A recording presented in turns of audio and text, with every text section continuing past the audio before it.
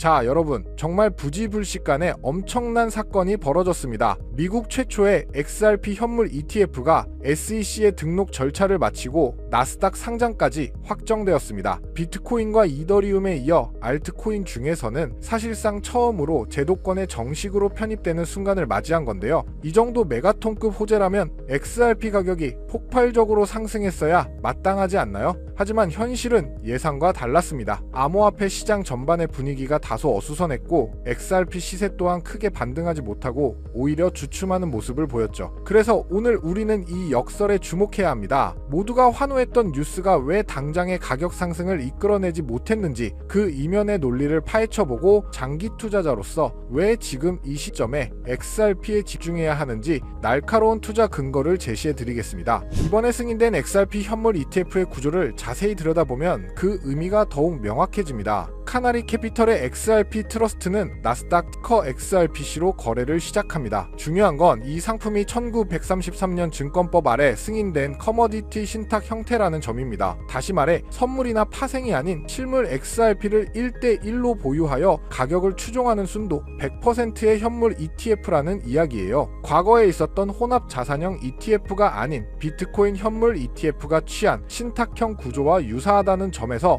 법적, 제도적 리스크를 완벽히 해소한 상태라고 볼 수 있습니다. 이미 XRP가 증권이 아니라는 법원의 판결이 내려진 이후의 일이죠. 이로써 XRP는 이제 전통 금융시장에서 주식처럼 사고 팔리는 새로운 이정표를 세웠고 이것은 그 자체로 금융 역사에 기록될 매우 중요한 사건이 됩니다. 그렇다면 왜 이런 엄청난 호재에도 불구하고 가격은 힘을 받지 못했을까요? 핵심 원인 가운데 하나는 바로 시장 전반에 깔린 극단적인 공포심리 때문입니다. 현재 암호화폐 시장의 공포 탐욕 지수는 15를 기록하며 후퇴했습니다. 시장이 더 떨어질까봐 두려워하는 분위기가 짙게 깔려 있다는 뜻인데요. 이 공포는 어디서 왔을까요? 바로 불과 한 달 전 10월 10일에 발생했던 사상 최대 규모의 청산 사태가 그 원인입니다. 당시 비트코인이 폭락하면서 단 24시간 만에 무려 190억 달러 규모의 레버리지 포지션이 청산되는 역사적인 기록이 세워졌습니다. 이 엄청난 트라우마는 아직 시장 참여자들의 행동에 남아있어요. 실제로 월가 출신 분석가들은 대형 투자자들이 추가 하락에 대비해 비트코인 풋 옵션을 공격적으로 매수하는 등 방어 태세로 돌아섰다고 분석합니다. 이런 심리 상태에서는 아무리 좋은 호재 뉴스가 나와도 팔자 분위기가 강해 상승 탄력이 제한될 수밖에 없는 거죠.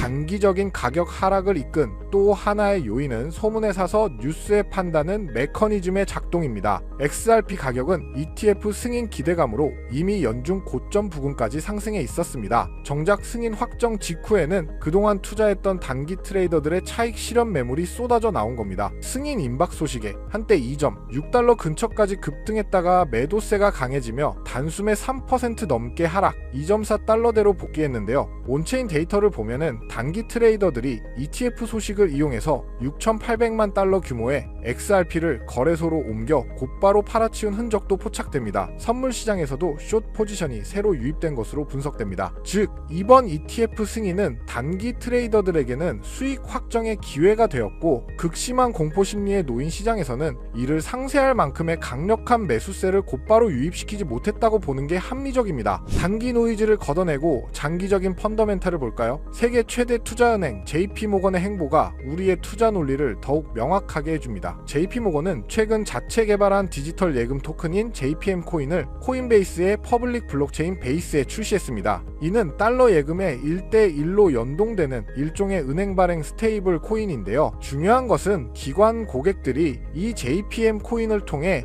24시간 365일 초단위 결제를 지원받게 되었다는 사실입니다. 이는 기존 은행 송금망인 스위프트를 통해 며칠씩 걸리던 업무를 블록체인 기반 토큰으로 몇 초 만에 처리하는 시대가 열렸음을 의미합니다. JP모건뿐만 아니라 시티그룹, HSBC 등 글로벌 은행들이 앞다투어 자체 블록체인 결제 토큰 개발에 나섰습니다. XRP가 원래 혁신을 꿈꿨던 은행 간 국제 송금 혁신 영역에 전통 금융 강자들이 진입하고 있는 겁니다. 그렇다면 JP모건이 자체 토큰을 쓰면 굳이 XRP가 필요 없는 것 아니냐는 의문이 들 수 있죠. 하지만 시장 관점에서 보면 이 둘은 경쟁 관계를 넘어 상호 보완적입니다. 대형 은행들의 참여는 전체 온체인 결제 시장의 파이를 키우는 효과를 가져옵니다. 더 나아가 여러 은행이 각자 발행한 토큰들이 서로 호환되거나 교환될 때 이들을 연결해주는 중립적인 브릿지 자산이 반드시 필요해집니다. XRP는 바로 이 역할을 맡을 가장 유력한 자산입니다. 실제 리플사는 기관 대상 결제 네트워크를 운영하며 XRP를 브릿지 통화로 제공해왔고, 최근에는 CBDC 중앙은행 디지털 화폐 플랫폼까지 준비하며 영역을 확대하고 있습니다. 거대 금융권의 온체인 결제 인프라 확대는 XRP 같은 결제형 암호화폐 자산의 실용적 존재 가치를 더욱 강력하게 뒷받침해주는 긍정적인 신호라는 점을 우리는 놓쳐선 안 됩니다. 리플사의 기업 가치를 통해서도 이들의 위상을 확인할 수 있습니다. 리플사는 최근 시타델 증권, 포트리스 펀드 등 전통 금융 대기업들로부터 5억 달러의 투자를 유치했다고 발표했습니다. 이 투자 라운드 이후